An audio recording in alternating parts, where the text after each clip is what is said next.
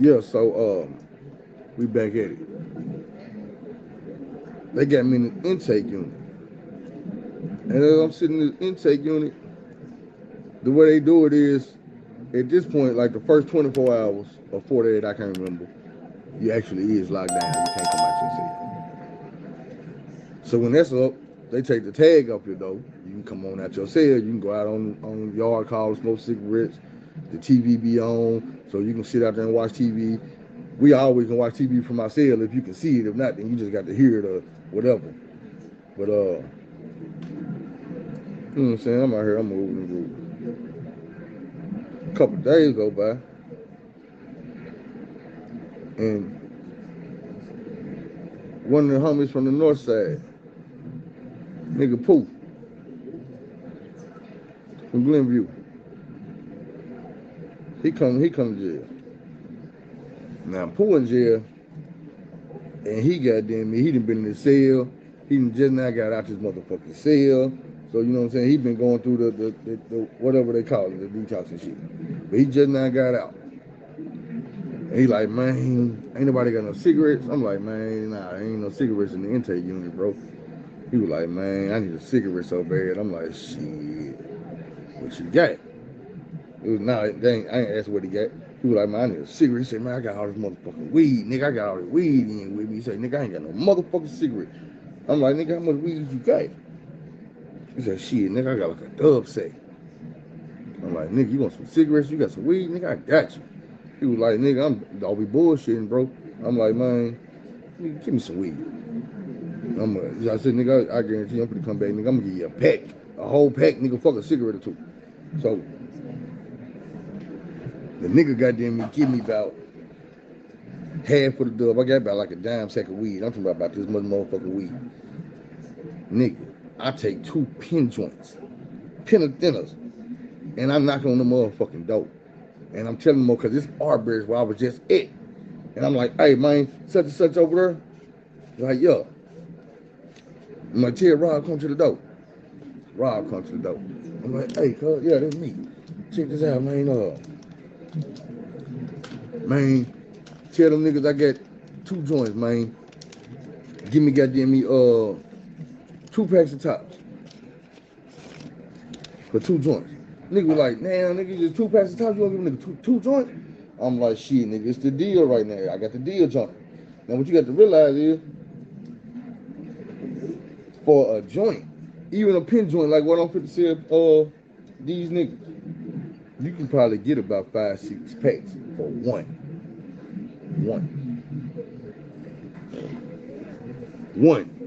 I'm finna give a nigga.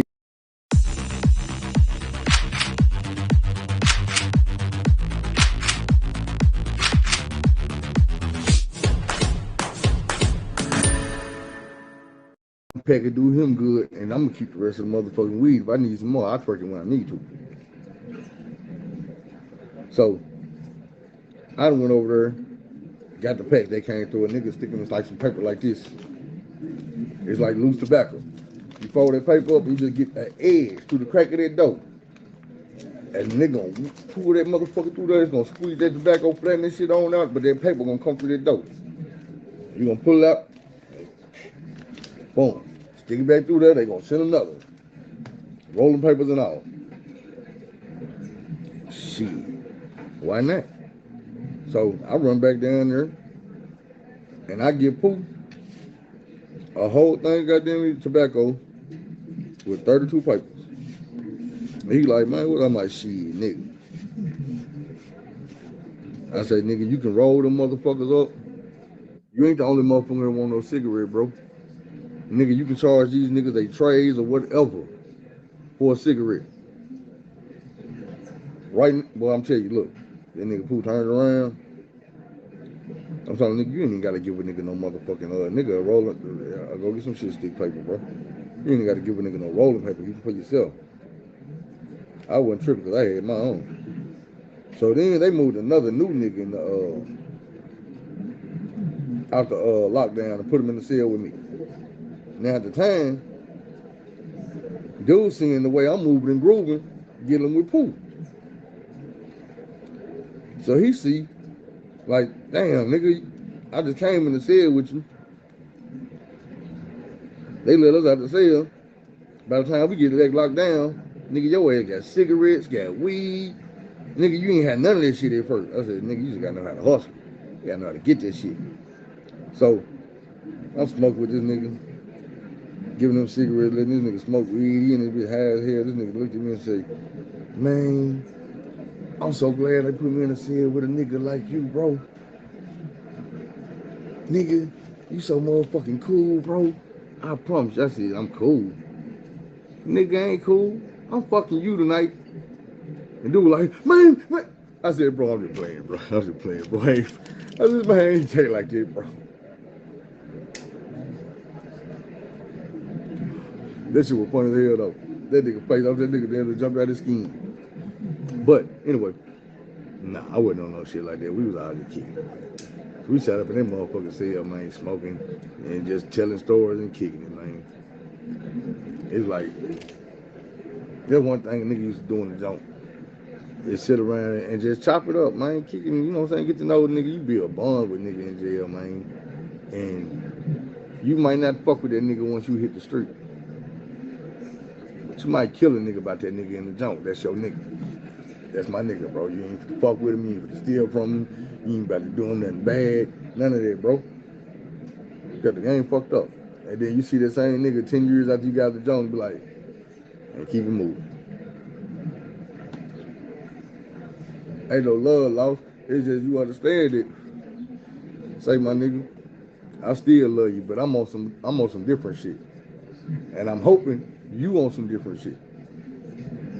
You see what I'm saying? It's a couple niggas that I used to fuck with in the junk that I still fuck with to the right. Look, all right, my nigga Lil T, I met that nigga in prison. I fuck with that nigga right now today like I done knew him since we got them in the sandbox. Real talk.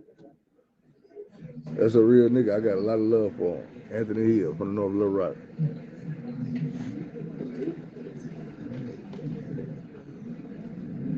Yeah, I know what I'm talking about. But anyway, let me see if I got something else to say about what was going on in this period in county jail.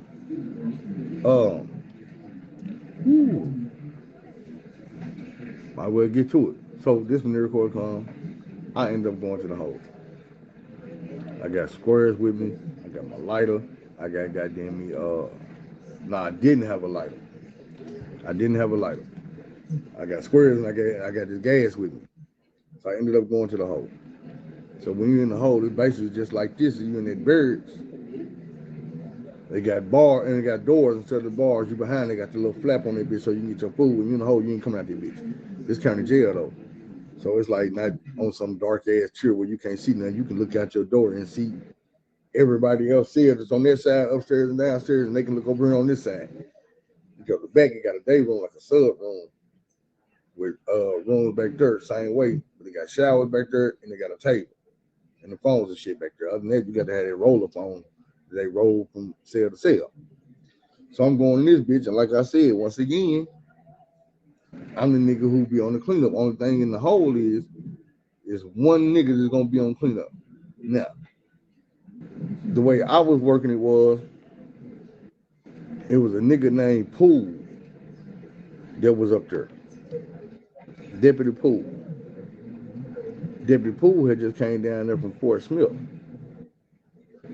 And I don't know how I knew dude or what kind of connection we had. I think he knew all my family and shit from Fort Smith. And we just hadn't chopped up here, just moved down here. But me and him had got cool. So when I'm in the hole now, he got me on his cleanup crew. Thing is, he messing with this deputy. They work at night. I'm not gonna say her name because she popped back up later on. I really didn't say it too much when I said what I said, but I said what I said, so fuck it. Now,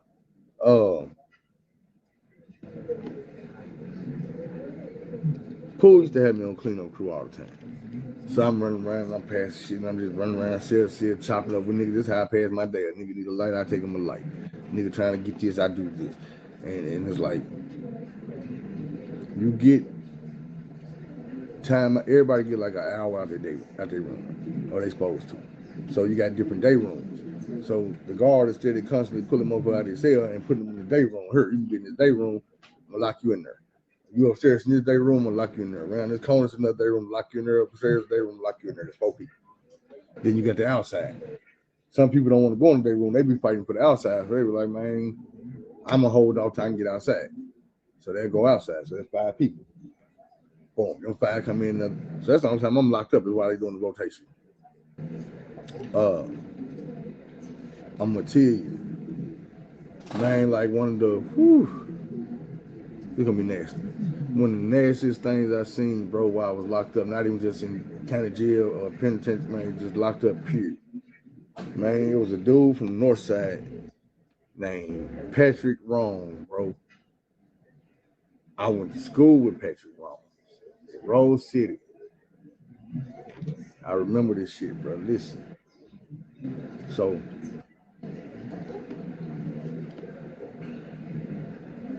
Pat had a murder charge, and he was facing the death penalty. He allegedly participated in the murder of a man called Motorcycle Mike. Was a homosexual, but he had that motion. Like Motorcycle Mike from Rose City had that motion. He had that money. He was putting motherfuckers on.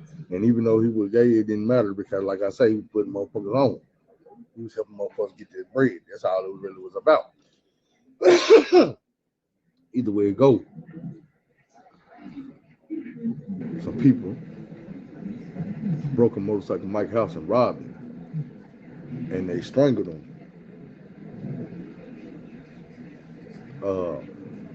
They unalived him with a telephone cord. You know what I'm saying? They kind of wrapped around a couple times and did the thing where one person is pulling that way and the other person is going that direction. And it wasn't good.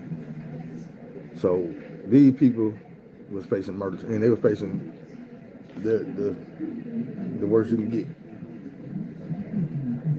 The D sentence. And Pat was like, man, he was telling me one day, I'm coming through, you know, he used to tell me these stories and tell me what was going on. And sometimes, you know, he'd tell me how he felt, what was on his mind. I just listened to him. I ain't had nothing else to do. And like I say, I felt sorry for Pat because I knew him. You know what I'm saying? I didn't know what he was going through. But this showed me kind of like what he was going through.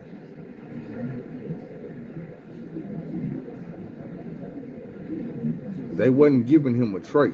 They was giving him like a styrofoam foldable plate. And he had saved one of them some type of way. And he had took a shit in it. Like a real life stinking ass shit. And he was like, Phil, look. And I said, the fuck, bro? And he was like, nah, bro. Bro, man, they trying to kill me, bro. They trying to kill me. And I'm like,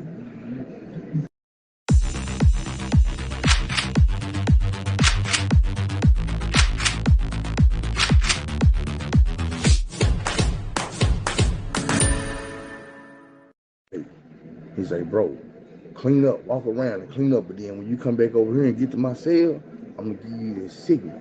I want you to start screaming. Scream for pool, man, like you lost your mind, bro.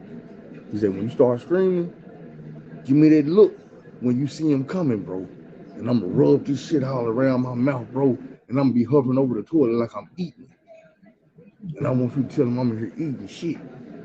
He say, bro, I gotta make these folks think I'm crazy, bro. I can't let them kill me, my nigga. And I'm like, bro, don't do that shit, bro. And he looking at me like, nigga, I'm talking about, when this nigga looked at me like, bro, you don't understand, man. They trying to kill me, bro. They trying to kill me. And I just said, bro, I'm gonna walk around with you, bro. I'm pushing the button.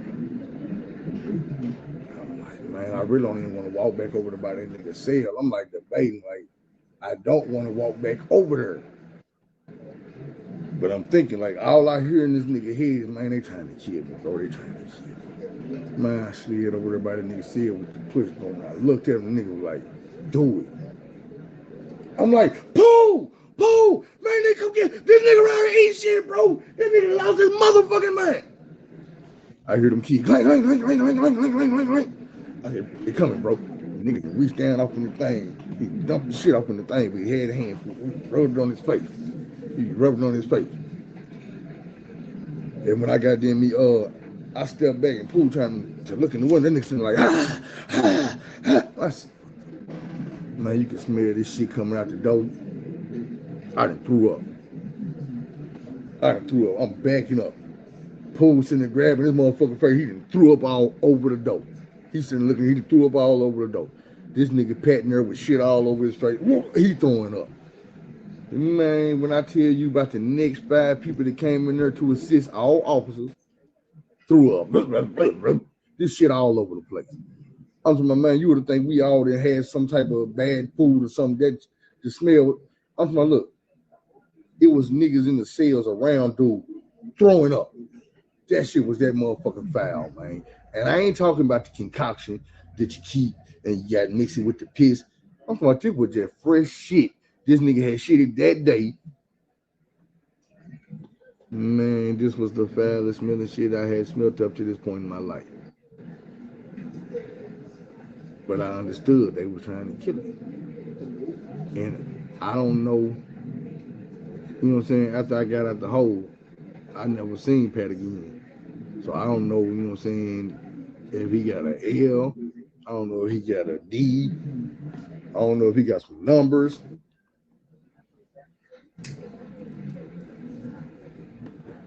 I just know that's what it was. Now, during my time in the hole, we had an off-brand guard, man. One of these guards I ain't plugged in with. Now the thing about it was, Cool Girl was on at nighttime. And she used to roll over and let me do the you know what I'm saying? It wasn't much, because it was on the night shift. But I used to be working for her too. When I wasn't working for her, I ain't even gonna lie, man. I'd be simped out on the motherfucking floor, hitting that motherfucking buzzer. I'd be talking to her, she'd hit the buzzer back and respond. Hit the buzzer, talk to her, she'd hit the buzzer back and respond. Motherfuckers is around my cell and sitting on the floor listening to this shit all night. It's entertainment, we ain't got nothing else to do. Me and her just having a motherfucking conversation like we on walkie-talkies or some shit. And it's like, to me, I was feeling like, man, this motherfucker feeling me, man. Here's the thing about it. This woman had a waist this big, but she had that teardrop heart-shaped ass, like, I'm talking about perfect body, pretty ass face. She wasn't just pretty because she was locked up. This motherfucker was bad, like bad. All her brothers worked in the jail.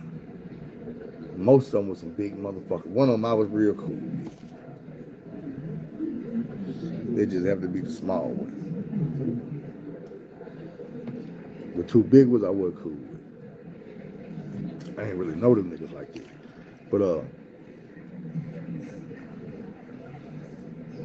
one day we had an off-brand guard, man, and I got caught passing nigga a motherfucking week. This bitch rolling nigga ass up. So that's 30 more days in the hole. Now the only thing about the hole is you can only do 30 consecutive days. They got another cell like U unit and T unit. U unit is the hole. Next door is T unit. So they'll move you to T unit for a weekend. It's called 48-hour release. So when you hit your 30-day mark, they shoot you over to T unit, which is AXC, administrative segregation. So you do your relief over there. You're not in the hole no more.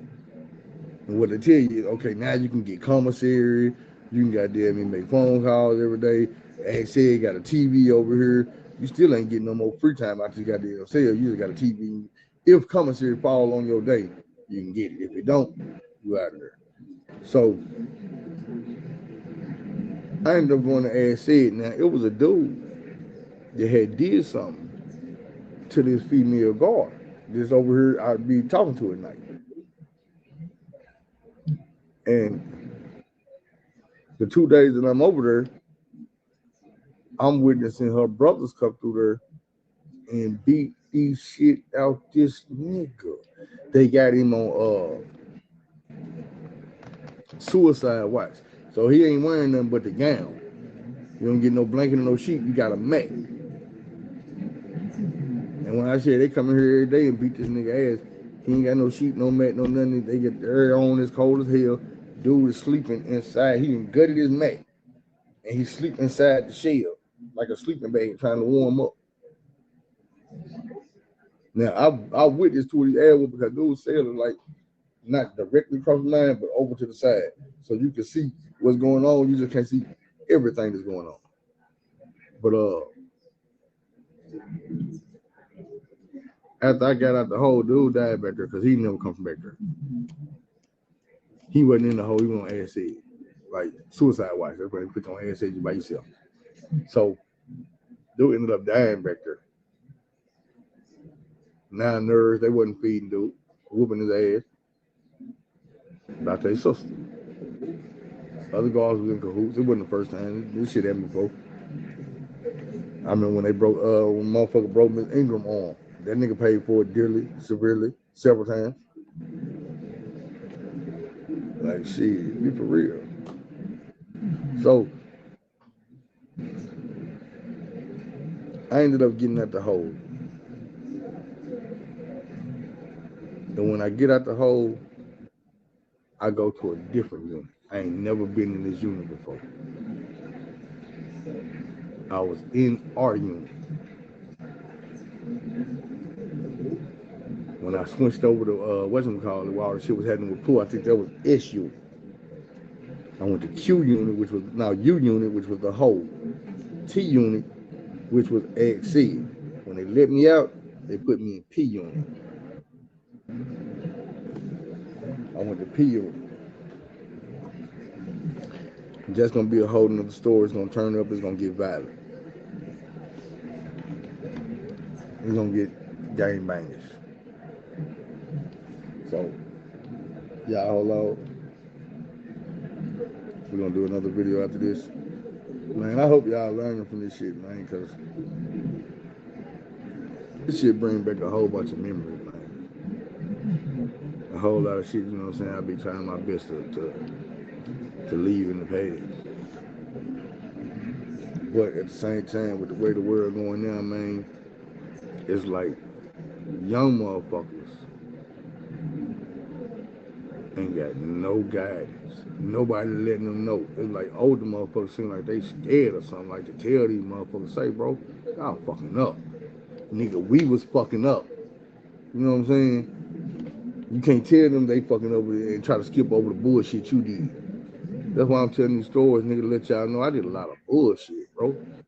All this shit I went through, man, I realized, man, it's a lot of motherfuckers on the street look at me like I'm just a gangster motherfucker. Man, no, sir.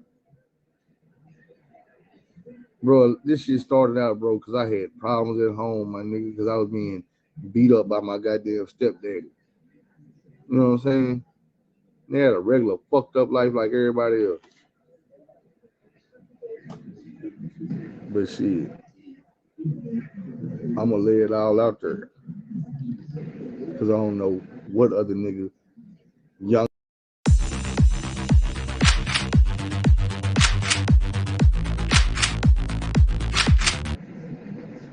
Yeah. You know what I'm saying? I don't know what young nigga out here ain't got no motherfucking daddy. Or do got a daddy, but it just ain't right, you know what I'm saying? Motherfuckers out here going through shit. Girls, niggas, everybody, bro. Everybody out here going through shit, man. And I know how it feel when you going through the shit by yourself. And it seems like don't nobody give a damn. Or don't nobody want to take the time to acknowledge the shit that you got going on. And we can't always stop and realize that, man, that person got some shit going on too. It's like, I'm going through some shit right now, man. With the dog situation. Man, that shit tearing me up, bro. Like, ain't nobody going through it but me. Like, this shit killing me, bro. But we gonna end this video, and I'm gonna jump right into another one.